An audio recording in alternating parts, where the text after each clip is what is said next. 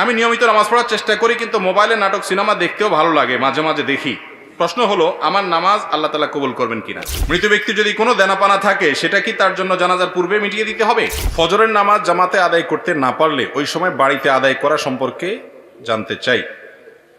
ফজরের নামাজ যদি আপনি জামাতে আদায় করতে না পারেন, তাহলে সেক্ষেত্রে বাড়িতে আপনার যারা আছেন আত্মীয় স্বজন, আপনার বউ বাচ্চা, তাদেরকে নিয়ে বা যারা আছে তাদেরকে নিয়ে জামাতে আদায় করবেন, একা একা করবেন না। আর এটা মাঝে মধ্যে হতে পারে, নিয়মিত যদি এটা হয় তাহলে আপনি ভালো মুসলমান হতে পারলেন না।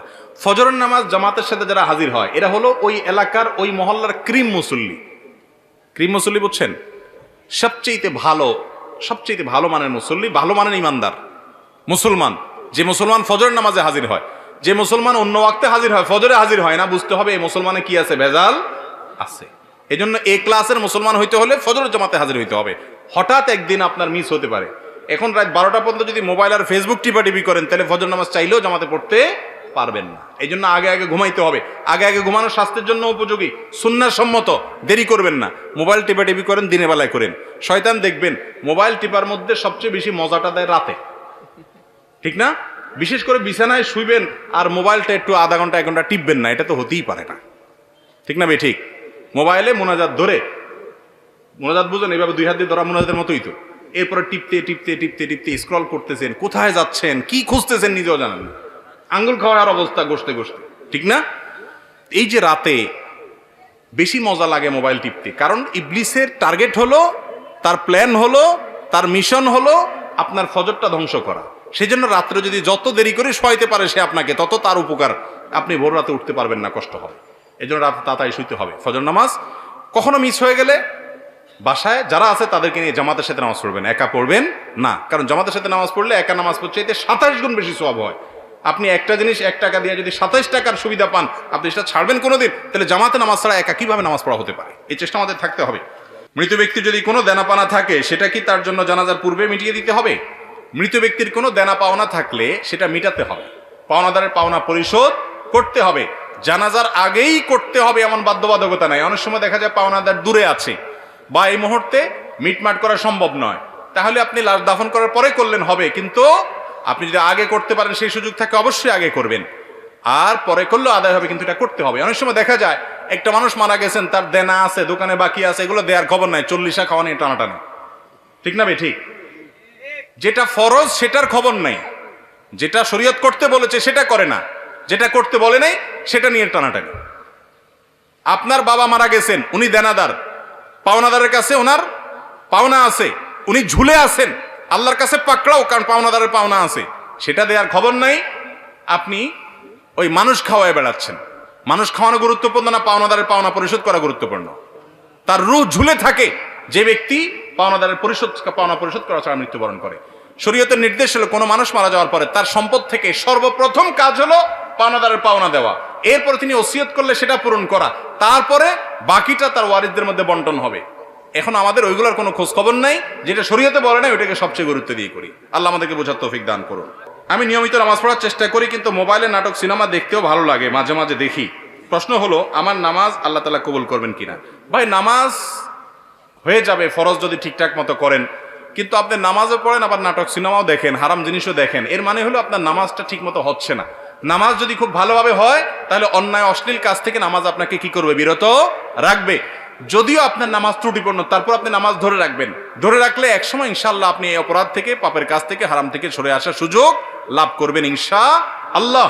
আপনাকে ট্র্যাকে থাকতে হবে, চেষ্টা ছাড়া যাবে না, চেষ্টা থাকতে হবে, একসময় আল্লাহ তৌফিক দিবেন।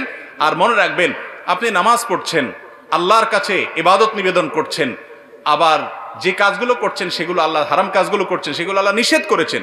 যে আল্লাহর নির্দেশ পালন করতে গিয়ে নামাজ পড়ছেন, সে আল্লাহর নির্দেশ পালন করতে গিয়ে আপনার চোখকে হেফাজত করতে হবে, কারণ দুইটাই কার নির্দেশ? আল্লাহর নির্দেশ। হারাম জিনিস দেখাতে সাময়িক আরাম হয়, স্থায়ী আরাম হয় না। চুলকানির মতো, যখন চুলকাবেন খুব মজা লাগবে, চুলকানি শেষ, এরপরে জ্বলবে। আর চুলকানির সময় যদি না চুলকায়, একটু ডলে ডলে চুলকানিটা থামাইয়া দেন, তাহলে দেখবে না, জ্বলবে না। এই জন্য হারাম জিনিস দেখার জন্য মনের ভিতরে চুলকানি হয়, শয়তান উস্কায়, দেখ দেখ, দেখলে অনেক শান্তি পাবি, দেখার পরে ঠিকই অস্থিরতা লাগে, কি দেখলাম, হ্যাঁ হ্যাঁ চলে গেল, টেলিভিশন বন্ধ হয়ে গেল, সে চলে গেল, কি দেখলাম। আপনার মনের ভিতরে অস্থিরতা আরো বাড়ে, কখনো মনের প্রশান্তি আনে না, এগুলো মানুষকে অশান্তি করে। আজকে যুবকরা ডিপ্রেশনে ভুগছেন। কেন ডিপ্রেশনে ভুগছেন? ভোগের যত আইটেম আছে দুনিয়ার সবই তো আপনার হাতের নাগালে। কেন ডিপ্রেশনে ভুগছেন? কেন আত্মহত্যার প্রবণতা বাড়ছে? কেন মানুষ ডিপ্রেশনের কারণে দিন দিন অস্থির হচ্ছে? কেন মানসিক রোগী তরতর করে বেড়ে চলেছে? মূল কারণ হলো শান্তির ট্র্যাক থেকে সরে গেছে। শান্তি ভোগের মধ্যে নাই, শান্তি নাটক সিনেমায় বুধ হওয়ার মধ্যে নাই, শান্তি মাদকের বোতল হাতে নেওয়ার মধ্যে নাই, শান্তি জেনার মধ্যে নাই, শান্তি চোখের জেনার মধ্যে নাই, শান্তি দুনিয়াতে ভোগ আনন্দের মধ্যে নাই। শান্তি হলো আল্লাহর আনুগত্যের মধ্যে থেকে যতটুকু বৈধ ভোগ আছে ততটুকু করার মধ্যে। যে ব্যক্তি বিবাহের মাধ্যমে তার যৌন চাহিদাকে পূরণ করে এবং হালাল পথ ছাড়া হারাম পথে যায় না, আল্লাহ তাআলা তাকে শান্তি দেন। যে অশান্তির পথে যায়, হারাম পথে যায়, অবৈধ পথে যায়, আল্লাহ তাআলা তাকে শান্তি দেয় না। এই জন্য একের পর এক দেখবেন চেঞ্জ করতে থাকে তার লাইফ পার্টনার, কিন্তু শান্তি কোথাও পায় না, ডিপ্রেশনে ভুগতে থাকে। আল্লাহর কসম, এই দুনিয়াতে ভোগে আল্লাহ শান্তি রাখেন নাই, ত্যাগে শান্তি রেখেছেন, আল্লাহর নির্দেশ মানার মধ্যে শান্তি রেখেছেন। আলা বিযিকরিল্লাহি তাতমাইন্নুল কুলুব।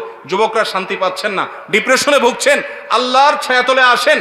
আমি শপথ করে বলছি, আপনি কোরআন হাতে নেন, কোরআন বুঝেন, আল্লাহর সাথে কথা বলেন, নামাজে দাঁড়ান, দীর্ঘ সময় কথা বলেন, সেজদায় গিয়ে আল্লাহর সাথে কানাঘুষা করেন, ভোর রাতে উঠে দোয়া করেন। আমি শপথ করে বলছি, আপনি যে শান্তি পাচ্ছেন, পৃথিবীর কোনো মিলিয়নার, কোনো বিলিয়নার সে শান্তি পায় না, সে শান্তির ধারে কাছেও যেতে পারে না যদি আল্লাহর আনুগত্য তার মধ্যে না থাকে। চেষ্টা করবো না ইনশাআল্লাহ? আল্লাহ তাআলা আমাদেরকে আমলের তৌফিক দান করুন। আমরা স্বর্ণ ও রূপার যাকাত দিয়ে থাকি, যদি ফসলের যাকাত দিতে হয় তাহলে কিভাবে দিব? কোরআন ও হাদিসের আলোকে জানাবেন। এটা নিয়ে তো দীর্ঘ আলোচনা করতে হবে। মৌলভীবাজারেই গত সপ্তাহের যে মাহফিল ছিল সেখানে বিস্তারিত আমরা বলেছি, সেটা অনলাইনে আসলে ক্লিপটা আপনারা শুনে নেবেন। বাংলাদেশে অবহেলিত একটা ফরজ কাজ হলো ফসলের যাকাত। আমরা জানিই না, টাকা পয়সার যাকাত, ব্যবসার মালের যাকাত, স্বর্ণরূপার যাকাত আমরা অনেকে দেই, কিন্তু ফসলের যাকাত দেই না। ফসল যদি কমপক্ষে 26 মণ হয়, অনেক আমাদের মতো, অনেক আমাদের মতো 16 মণ হলেই দিতে হয়। নেশাব নিয়ে একটু মত পার্থক্য আছে। 5 ওয়াসাক হাদিসের ভাষ্য অনুযায়ী ওইটাকে কনভার্ট করলে বর্তমান হিসাবে কত মণ হয় এটা নিয়ে মত পার্থক্য আছে। তো হানাফি মাযহাবের উলামায়ে কেরামের দৃষ্টিকোণ হলো 26 মণ যদি কারোর ফসল হয়, সেই ফসলটা যদি নিজে পানি সেচ দিয়ে করতে হয় তাহলে সেই ফসল থেকে 20 ভাগের 1 ভাগ যাকাত দিতে হবে। আর যদি আসমানের পানি দিয়ে হয়ে যায়, নিজে সেচের পানি দেওয়া না লাগে, তাহলে সেক্ষেত্রে অর্থাৎ পয়সা খরচ না হয় সে ফসলের পানি দিতে গিয়ে, তাহলে সেক্ষেত্রে 10 ভাগের 1 ভাগ, অর্থাৎ 100 কেজি হলে 10 কেজি, আর 20 ভাগের 1 ভাগ মানে 100 কেজি হলে 5 কেজি। এই পরিমাণ ফসলটা গরিবকে দিয়ে দিতে হবে, যাকাতের হকদার মানুষকে দান করে দিতে হবে। আমরা ওই আলোচনা বলেছিলাম, বাংলাদেশে যেই পরিমাণ ফসল একটি বছরের স্বাভাবিক বছরে হয়, সেই ফসলের যদি ওসর দেওয়া হয় ঠিক মতো, অর্থাৎ এটার যে যাকাত, এটাকে ওসর বলা হয়, সেটা যদি দেওয়া হয় ফসলের যাকাত, তাহলে সেক্ষেত্রে ফিগারটা আমার এই মুহূর্তে মনে আসছে না, সম্ভবত 5,000 কোটি টাকা মূল্যের ফসল দান করা হয়। খাদ্যের যে অভাব দরিদ্র মানুষের মধ্যে আছে, এটা দূর হয়ে যাবে। তো যাই হোক, যাদের এই পরিমাণ ফসল হয়, যাদের কম হয় তাদের দিতে হবে না। এই পরিমাণ যাদের হয়, নেশাব পরিমাণ যাদের হয়, যতবার এই ফসল হবে এই ফসল থেকে আপনি গরিবকে ওই পরিমাণ দান করে দিতে হবে। আমরা অনেকে হয়তো এমনিই দান করি, কিন্তু যাকাত হিসাবে দান করি না, এটা বড় ভুল। এই ফরজটা আমাদের অনেকের আদায় হয় না।